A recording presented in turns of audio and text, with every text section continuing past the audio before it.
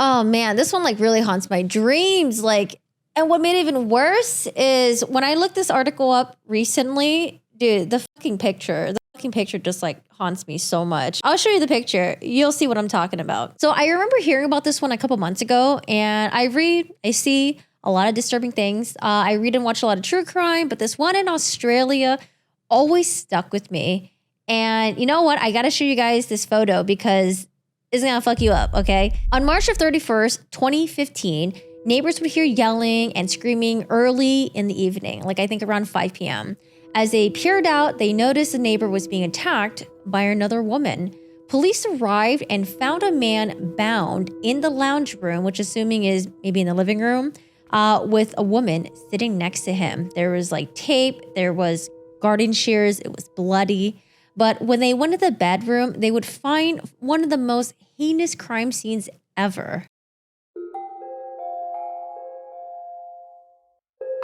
Cai Xia Liao. Oh my God. Okay, hold on. It's been a while because I used to study Chinese. I used to study Mandarin. Okay, I don't know what the intonations are. I'm just gonna try to guess. And for those of you guys who are Mandarin speakers, y'all can.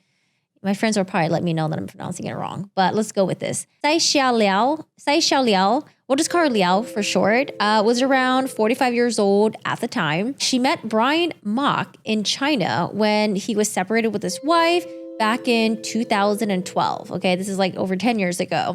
The two continued their relationship on a popular messaging app. You guys might be familiar with it. It's called WeChat. Brian had promised to marry Liao. This was great news for her. She at the time lived in China. I guess maybe she wanted to leave her life behind there. She wanted to start a new one with her new husband, Brian Mach, in Australia. Liao also had a daughter that was living in Australia. If she could become a citizen, she would be able to conveniently see her daughter anytime she wanted without the hassle of returning back to China every couple of months and applying for, the visa and stuff. But fast forward to a couple years later, Brian would find himself drugged and gagged in his own home in Australia. Liao had realized that Brian started to rekindle his relationship with his former wife, Mai, who was living in Australia. He changed his mind, essentially. He didn't want to marry her anymore. He wanted to continue his old life, and he also had family at that point, right? He had his wife, Mai. He had his daughter that they had together. The daughter is married, and he was a grandfather at this time. So it's like a whole family unit. It seems that maybe all of this might have made him realize that he didn't want to marry Liao after all. Imagine the rifts it would cause between the family if he potentially had married another woman. Well, you know how it goes. Liao, she wasn't having it, okay? She tried blackmailing him, okay? She was a little bit, she was threatening him. She threw everything she can at him because now her dreams were being shattered of going to Australia, being married, of being a citizen. How dare Brian do this to her? Her new life in Australia, being with her daughter, having a new husband, this was all being taken away because she perceived it as it being Brian's fault. Let me remind you of the photo of her when she was walking into the courtroom. This is her face right here. It is so fucking creepy. So we're gonna fast forward to March 2015. Right before Brian is found gagged and tied at his home. Liao's in Australia on a tourist visa. On March 29, she asked Brian to come to discuss the relationship, okay? The next day, March 30, she goes to his house completely unannounced and she demands him to go to the police station to somehow annul his marriage to his wife, Mai. Now, apparently he went with her and he refused to sign, and this probably just pissed her off even more. It was said in this one article that I found that he actually ended up writing a letter to affirm his marriage to his wife. Now, you could just imagine Liao's reaction to this, okay? At this point, she realized that she wasn't gonna be able to force this man to acquiesce to her demands. And if she couldn't get what she wanted, she was going to make him suffer. Yeah, that is pretty fucking scary. The next day, on March 31st, she woke up early. She staked outside of Brian's house. It was 6 a.m. She saw Brian's wife, Mai, exit the home and to leave for work. She must have been so infuriated to see the woman who was living the life that she was supposed to have. This was all supposed to be hers. However, she sits there waiting for Mai to leave. So Liao gets out and goes to the front door, again, ready to confront Brian. She enters inside his home, the two argue, and she refuses to leave. At some point, he does leave the room, and we'll mention why later on. and he returns back to continue drinking his hot water that he had on the counter. Time soon passes and he finds himself wakened, but he's on the floor, he's bound by masking tape, and he does feel a little bit drowsy because he's been drugged. And Liao was physically and verbally attacking him. Now at this point, Brian is going in and out of consciousness. I can't say that word sometimes. Liao is threatening him with garden shears. She even goes in as far as taunting him as if she was gonna stab his eye out with the shears. Now, this goes on for hours. It's 5 p.m. now. And as I mentioned, she waited at 6 a.m. for his wife to leave. It is now 5 p.m. 5 p.m. is when Mai gets home from work. She drives up her car as she's always done. This is completely routine for her. It's just any other day, right?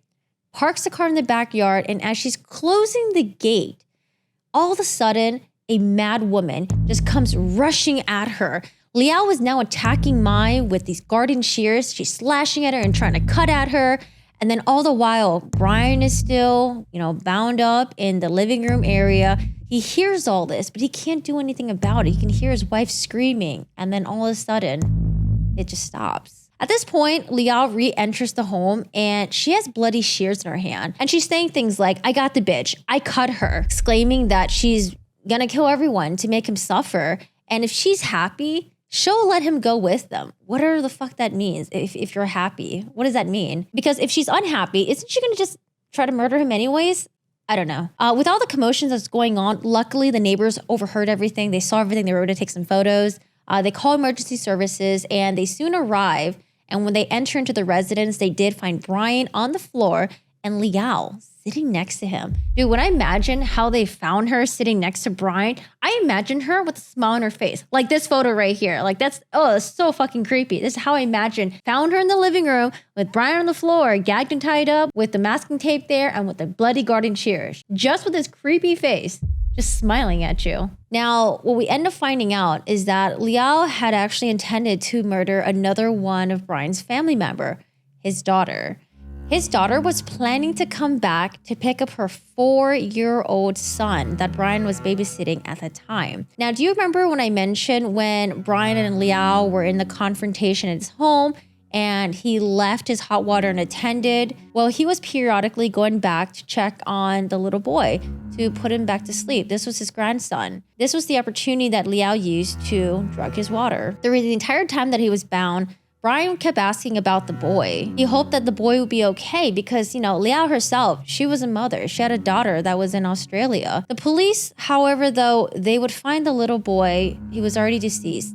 He had about over 20 wounds to his face, to his neck area. I mean, this is just sick. This isn't a spur of the moment crime of passion. She obviously planned this out. She waited outside early in the morning, waited for the wife to leave. She drugged Brian. She went to attack and murder his grandson, who had nothing to do with any of this. And again, none of the other family had anything to do with. And she continues to torture this man for hours on end, where she would go on to murder his wife and then hoping to murder a third victim, his daughter. This is the photo of Liao, again, entering in the courtroom, okay? She's smiling, I can't imagine her daughter wanting to come to court, even want to support her mom. I don't know if she did or not. She is sentenced to life, but will serve a minimum 32 years before she's eligible for parole.